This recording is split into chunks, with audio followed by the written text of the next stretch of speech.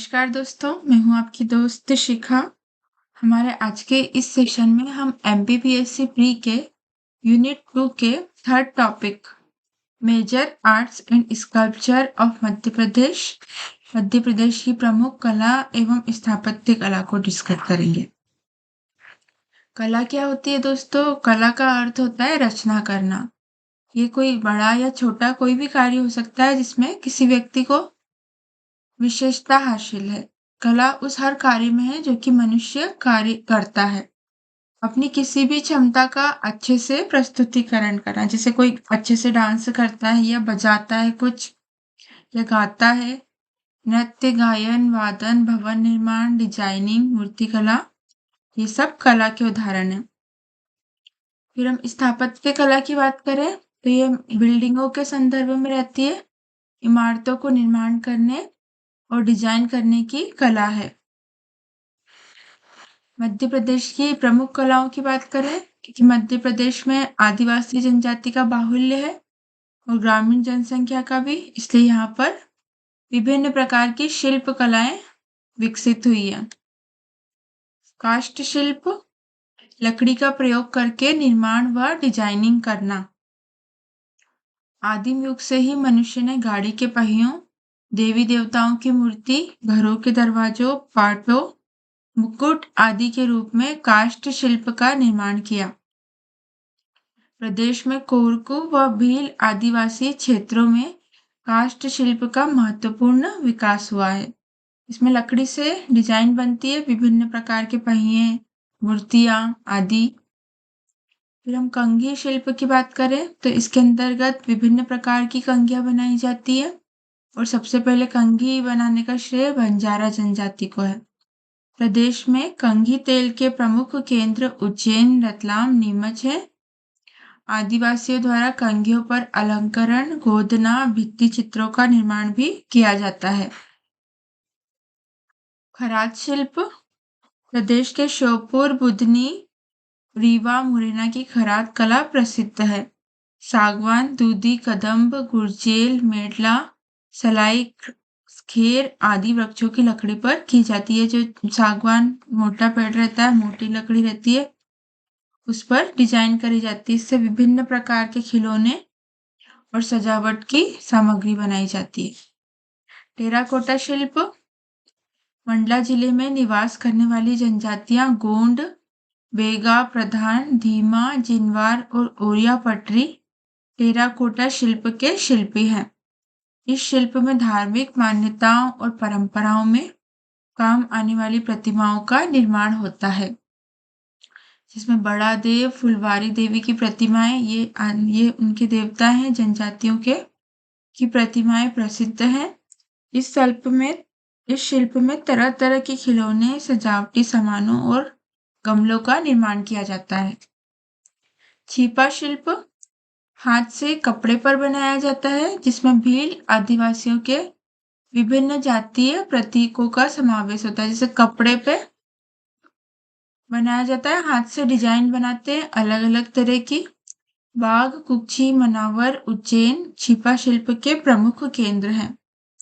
उज्जैन के छिपा शिल्प को भैरवगढ़ के नाम से देश विदेश में जाना जाता है। फेमस है यह छिपा शिल्प उज्जैन का।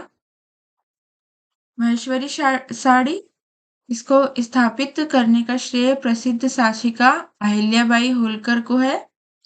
महेश्वर के पारंपरिक बुनकरों द्वारा बनाई गई सूती और रेशमी साड़ियां सुंदर, टिकाऊ और पक्के रंग की होती हैं, जिन पर जरी और केल के धागों से छोटे छोटे बेल गाड़े जाते हैं। सूती और रेशमी सुंदर साड़ियां होती है महेश्वरी साड़ी। चंदेरी साड़ी, रेशमी व सूती दोनों तरह की साड़ियां बनाई जाती है। इसमें भी इनकी विशेषता हल्के और गहरे रंग, कलात्मक चौड़े बॉर्डर तथा साड़ी के बीच में बड़े आकार के जरी, रेशमी और सूती बेल बूटे हैं। इनकी बनावट प्रायः सादी होती है, लेकिन पल्लू पर विभिन्न रंगीन धागों से संयोजित बड़े आकार के बेल बूटे, मोर, बतख आदि की आकृतियां काढ़ी जाती है। भरेवा शिल्प, बैतूल के आदिवासियों द्वारा धातु से दैनिक उपयोग की कलात्मक वस्तुएं व देवी देवताओं की मूर्तियां बनाई जाती। धातु से बनती है ये भरे हुआ शिल्प। पीतल शिल्प, पीतल व तांबे से नरसिंहपुर जिले में कलात्मक वस्तुएं बनाई जाती हैं।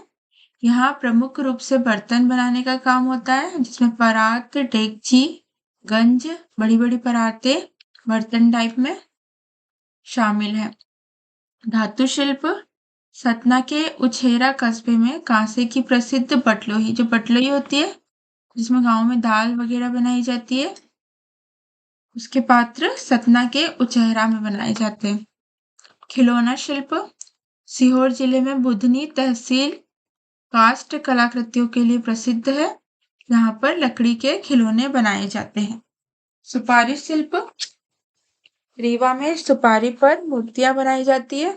तो छोटी छोटी सुपारियों पे गणेश जी की मूर्तियां बहुत ही सुंदर लगती है। लाख शिल्प, मध्य प्रदेश में उज्जैन, इंदौर, रतलाम, मंदसौर, महेश्वर लाख शिल्प के केंद्र हैं।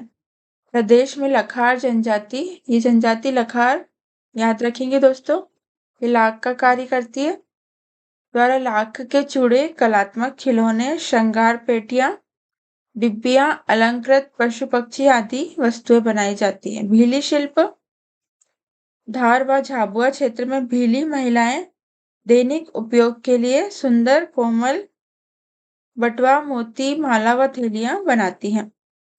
प्रस्तर शिल्प, प्रदेश में प्रस्तर शिल्प का विकास मंदसौर, रतलाम जिले में हुआ है।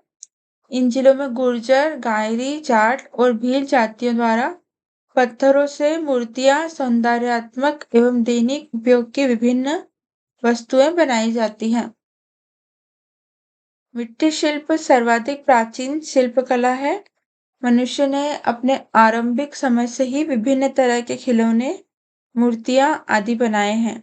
प्रदेश में मिट्टी शिल्प झाबुआ मंडला के कुम्हारों द्वारा विशेष रूप से बनाए जाते हैं। बैतूल के शिल्पी भी अपनी निजी विशेषताओं के कारण प्रसिद्ध हैं। गुड़िया शिल्प, प्रदेश में नए पुराने वस्त्रों व कागजों से गुड़िया बनाने की लोक परंपरा है। कपड़े भर के बनाते हैं गुड़िया, कागजों से बनाते हैं। ग्वालियर अंचल में कपड़े, लकड़ी और कागज से बनाई जाने वाली गुड़ियों की परंपरा अनुष्ठानिक है।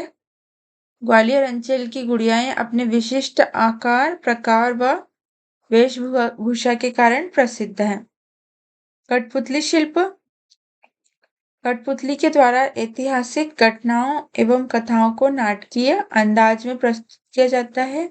जो कठपुतली का नृत्य होता है, जिसमें रस्सी से बांध के कठपुतलियों को विभिन्न प्रस्तुतियां करवाई जाती है। कठपुतली की प्रसिद्ध पात्र अनारकली, बीरबल, अकबर, पुंगीवाला घुड़सवार, सांप और जोगी होते हैं। प्रदेश में सभी अंचलों में कठपुतली शिल्प प्रचलित है। इसके बाद धनुष तीर कला, मध्य प्रदेश की भील, पहाड़ी कोरवा, कमार आदि जनजातियों में तीर धनुष कला विशेष रूप से प्रचलित है। तीर धनुष बांस, मोर, पंख, लकड़ी, लोहा, रस्सी आदि से बनाए जाते हैं। बांस शिल्प, प्रदेश में बांस शिल्प का प्रमुख केंद्र झाबुआ मंडला है। यहाँ के आदिवासी बांस के सौंदर्य परक एवं जीवन उपयोगी वस्तुओं का निर्माण करते हैं। बांस से बनाते हैं, झूले से लेके बड़ी बड़ी चीजें भी बनती हैं दोस्तों। पत्ता शिल्प, पेड़ के पत्तों से कलात्मक खिलौने, चटाई, आसन, दूल्हा दुल्हन के मोड़े आदि बनाए जाते हैं। पत्तों की कोमलता के अनुरूप होने से विभिन्न कलाकृतियों को बनाया जाता है। पत्ता शिल्प के कलाकार मुख्यतः झाड़ू बनाने वाले होते हैं। इसके बाद हम शिल्पकला की बात कर रहे थे मध्य प्रदेश में। अब हम लोक चित्रकला की बात कर लेते हैं। बुंदेलखंड में सुरेती, नोरता और मामूलिया मूर्तें, ये याद रखना है दोस्तों, ये पूछा जाता है ऑब्जेक्टिव में कि कौन सी चित्रकला कहाँ की है। सुरेती में लक्ष्मी पूजा के समय बनाया जाने वाला भित्ति चित्र है, दीवार पे बनाया जाने वाला चित्र। नौरता नवरात्रि में मिट्टी, गेरू, हल्दी से कुंवारी कन्याओं द्वारा बनाया जाने वाला भित्ति चित्र है। मामूलिया गोबर से कुंवारी कन्याओं द्वारा बनाया जाने वाला भित्ति चित्र। मूर्ति विवाह के समय मुख्य दरवाजे पर पुत्री का भित्ति चित्र। उसके बाद गोधन गोवर्धन ये संपूर्ण मध्य प्रदेश में बनाया जाता है।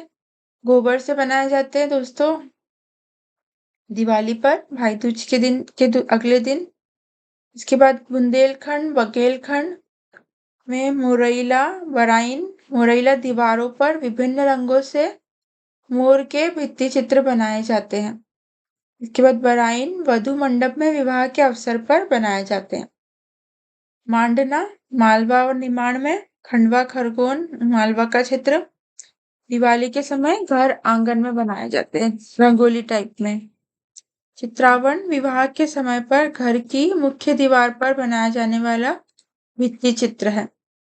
इसके बाद निमाड़ में जिरोती हरियाली अमावस्या को बनाया जाता है।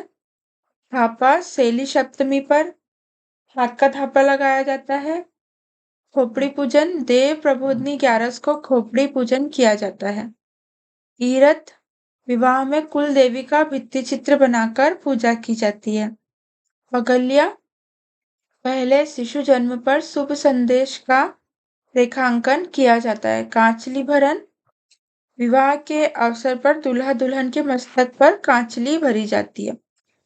फिर हम दोस्तों स्थापत्य कला की बात करें तो मध्य प्रदेश की स्थापत्य कला में हड़प्पा सिंधु घाटी सभ्यता मौर्य वंश सुंग वंश कुषाण वंश गुप्त राष्ट्रकूट पल्लव चंदेल आदि शासकों का महत्वपूर्ण योगदान रहा है। शुरू से जब से हमको मिलते हैं प्रमाण सिंधु घाटी से ही चली आ रही है। मंदिर निर्माण प्रक्रिया का विकास मौर्य काल में हुआ जबकि वास्तविक विकास गुप्त काल में हुआ। स्थापत्य कला के विकास की दृष्टि से भारतीय इतिहास का स्वर्ण युग कौन सा था दोस्तों? गुप्त काल। इसके बाद हम शैली की बात करें तो जो हमारे मंदिर है उत्तर में नागर शैली में बने और दक्षिण में द्रविड़ में और बीच में वेस्तर शैली है। भारत के उत्तर के जितने भी मंदिर हैं अधिकांश नागर में, दक्षिण के द्रविड़ शैली में और मध्य के वेस्तर शैली में। हम मध्य प्रदेश की बात करें क्योंकि टॉपिक हमारा मध्य प्रदेश का है तो प्राचीन काल में मध्य प्रदेश में ये स्तूप बनवाए गए थे। सांची का स्तूप, रायसेन में बरहुत का स्तूप। तीनों काल की बात करेंगे दोस्तों हम कि तीनों काल में प्राचीन मध्य और आधुनिक में मध्य प्रदेश में क्या क्या बनवाया गया। सांची का स्तूप रायसेन में, बरहुत स्तूप सतना में, सतधारा स्तूप रायसेन में, अंधेर स्तूप रायसेन में, सोनारी स्तूप रायसेन में, देवकोथर स्तूप रीवा में। इसके बाद मौर्य काल में सारा मारू गुफा बनाई गई थी सीहोर में, मांडा गुफा सिंगरौली में, बाघ की गुफा धार में, उदयगिरी गुफा विदिशा में, भरतरी गुफा उज्जैन में, दमनेर गुफा मंदसौर में, सिद्धांचल गुफा ग्वालियर में। इसके बाद हम मंदिर की बात करें तो सांची का मंदिर, पार्वती का मंदिर 64 योगिनी खजुराहो में है सांची का मंदिर। इसके बाद पार्वती मंदिर नचना कुठार में है, 64 योगिनी खजुराहो में, धर्म राजेश्वर मंदसौर में। अब हम मध्यकाल की बात करें तो जो मध्यकाल में बाबर का शासन रहा था, बाबर ने भारतीय स्थापत्य कला को अच्छा नहीं समझा, इसलिए उन्होंने आगर व दिल्ली में भारतीयों द्वारा बनाई गई इमारतें पसंद नहीं की और भवन निर्माण के लिए कुस्तुनतुनिया से कारीगरों, जहां से वो आया था वहीं से कारीगरों को बुलवाया। मध्य प्रदेश की मध्यकालीन वास्तुकला में इस्लामी वास्तुकला और राजपूत से बाहर से कारीगर आए थे, इसलिए जो हमारी शैली थी राजपूत से वास्तुकला और बाहर वाली दोनों का मिक्सचर है इसमें। इस अवधि में मध्य प्रदेश में कई किले और महलों का निर्माण दिखाया गया। खजुराहो का मंदिर, इसका निर्माण चंदेल शासकों के शासनकाल में 950 से 1050 के बीच हुआ था। छतरपुर जिले में स्थापित है। बुंदेलखंड के चंदेल शासकों की राजधानी थी। इसके बाद हम बात करें तो यहाँ पे खजुराहो में ये मंदिर है मुख्य। पश्चिम में कंदरिया महादेव, जगदम्बी, चित्रगुप्त, लक्ष्मण, देवी जगदम्बी, देवी मंडप, वराह मंडप, महादेव तीर्थ। दक्षिण में दूल्हा देव, चतुर्भुज, बीजा मंडल।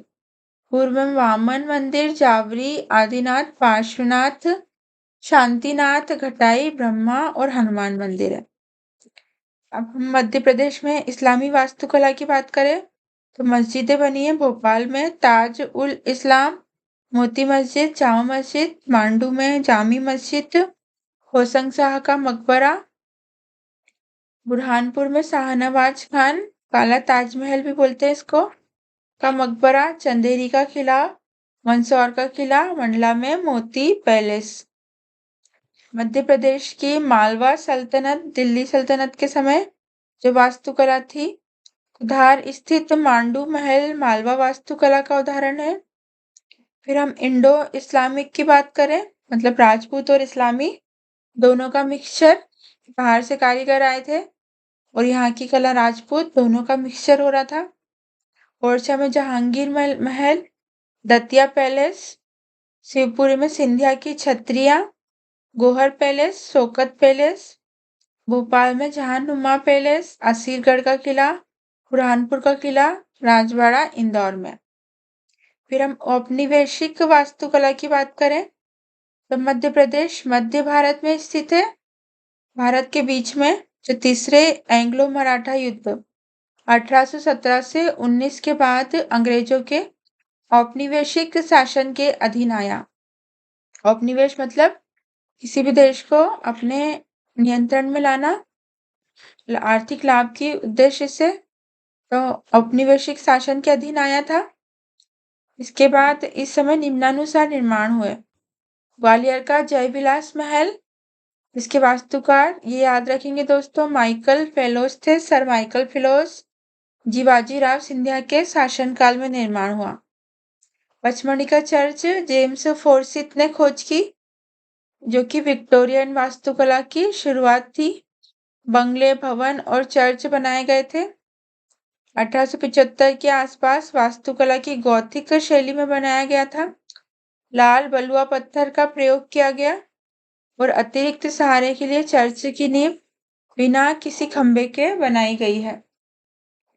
जबलपुर में विधि न्यायालय 1890 में बना। इसके डिजाइनर हेनरी इरविन थे। कोने पर मेहराब और गढ़ सजावटी है। इंदौर का लाल बाग पैलेस बर्नार्ड ट्रिक्स ने डिजाइन किया। मध्यकाल की बात थी। अब हम स्वतंत्रता के बाद बात करें। मध्य प्रदेश की स्थानीय वास्तुकला में बाहरी प्रभाव अब कम देखने को मिला। स्वतंत्रता के बाद स्वदेशी प्रभाव था। भारत भवन चार्ल्स कोरिया ने डिजाइन किया गया और पहली बार 1982 में खोला गया। यह एक विशिष्ट डिजाइन है। तो टॉपिक यहाँ पे खत्म हो गया दोस्तों। लेक्चर को पूरा देखने के लिए बहुत बहुत धन्यवाद।